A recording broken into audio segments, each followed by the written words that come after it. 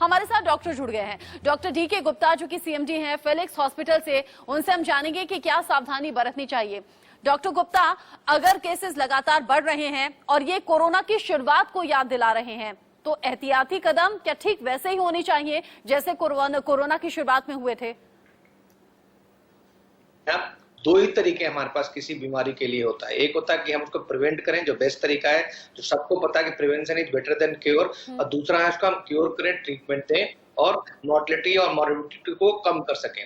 क्योंकि पता है कि हमें अभी तक कोई बहुत अच्छी दवाई नहीं है, तो इसलिए प्रिवेंशन ही सबसे अच्छा उपाय है। प्रिवेंशन में भी हमारे पास दो उपाय हैं। पहला उपाय है कि हम जो कोविड एप्रोप्रिएट बिहेवियर की जिसकी हम बात कर रहे थे, जिसमें मास्क लगाना है, हैंड हाइजीन करना है, बार बार रेस्पिरेटरी हाइजीन का फॉलोअप करना है, आपको फिजिकल डिस्टेंसिंग करनी है, सोशल डिस्टेंसिंग करनी है, उसका फॉलोअप करते रहें जब तक कि हमारी सोसाइटी या हमारी कम्युनिटी में हर्ड इम्यूनिटी डेवलप ना हो जाए, जब तक कि 60 से 70% लोगों को वैक्सीन ना लग जाए। और दूसरा उपाय इसका है वैक्सीनेशन प्रक्रिया, जो हमारे यहाँ बड़ा अच्छे से गवर्नमेंट ने चालू कर दी है। लगभग 2 महीने हो गए वैक्सीन की प्रक्रिया को चालू करे हुए, लेकिन अभी तक लगभग 2.5-3 करोड़ लोगों को वैक्सीन लग चुकी है, जो लगभग 3% है हमारी पूरी पॉपुलेशन का। 135 करोड़ की पॉपुलेशन है। तो अगर हमें हार्ड इम्यूनिटी चाहिए तो 60 से 70% लोगों को जितना जल्दी हो उतना जल्दी हमें वैक्सीनेट करना पड़ेगा। हाँ, डॉक्टर गुप्ता, वैक्सीनेशन तो बहुत तेजी से चल रहा है, लेकिन हम तो हिंदुस्तान की बात कर रहे हैं। जो बाहरी देश हैं, जो बाकी विदेश में जिस तरह की सुविधाएं हैं, किसी से छिपी नहीं,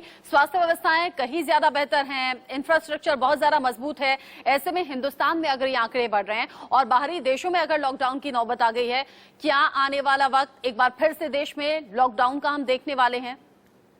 मैं फिर कहूंगा, लॉकडाउन कोई परमानेंट सॉल्यूशन नहीं है इस देश के लिए, कि हमारी अर्थव्यवस्था इतनी कमजोर है या हम लोग डेवलपिंग विकासशील देशों में गिने जाते हैं। अगर लंबा लॉकडाउन रहेगा तो उससे मौतों की संख्या ज्यादा हो जाएगी, वरना जितनी कोरोना से होती है उससे कम लोग मरेंगे। तो इसलिए कृपया करके सब लोग पालन करें कि ये जो दूसरी लहर है, हम सब द्वारा जनित लहर है, मानव जनित लहर है, हम लोगों ने जो प्रिकॉशन लेना छोड़ दिए थे उसकी वजह से लहर शुरू हुई है। अगर ये लहर बढ़ेगी, संसाधन कम होंगे, बेड्स कम पड़ जाएंगे, ICU कम होगी, वेंटिलेटर कम होंगे, क्योंकि हम सबको पता है, आप भी जैसे कह रहे हो कि हम लोग GDP का सिर्फ 1 से 1.25% खर्च करते थे। इस साल सरकार ने बजट बढ़ा के डबल कर दिया, फिर भी दुनिया के विकसित देशों से बहुत कम है। दुनिया के जो दूसरे विकसित देश हैं वो 10 से लेके 20% तक अपनी GDP का खर्च करते हैं सिर्फ हेल्थ केयर के। वहाँ सब कुछ फ्री है, सारे संसाधन अवेलेबल है, हॉस्पिटल बड़े बड़े हैं, paramedical staff, nursing staff, doctors, ambulance, सारी सुविधाएं। उसके बाद हमने देखा कि यूनाइटेड किंगडम, इंग्लैंड जैसे देश, स्पेन जैसे, इटली जैसे देश, बड़े बड़े देश अभी भी लॉकडाउन से बाहर नहीं आ पा रहे, अभी भी कोरोना के चंगुल से बाहर नहीं निकल पा रहे। तो इसलिए हम सबको चाहिए, हमारी जनसंख्या जो है ना, हमारी आबादी का 70% लोग जो है जो रूरल एरिया में, गांव में रहते हैं, वहां पे संसाधन और खराब है, वहां पे डॉक्टर नर्स रेशियो और खराब है, वहां पे हॉस्पिटल बेड रेशियो और खराब है, वहां पे वेंटिलेटर्स और नहीं है। तो इसलिए कृपया करके, क्योंकि अभी शुरुआत है, हम सबको समझना चाहिए था, पिछले 1 साल को झेलते आए, दोबारा ऐसी लॉकडाउन की स्थिति उत्पन्न ही नहीं होनी चाहिए। हम लोग को ऐसे प्रिकॉशंस लेने चाहिए, इतना ध्यान रखना चाहिए। और दूसरा, सरकार को दोबारा फिर ध्यान रखना चाहिए कि दोबारा contact tracing, early diagnosis, early treatment, इस पर दोबारा फोकस करें, बिकॉज हम सब लोग कोरोना को भूल चुके हैं।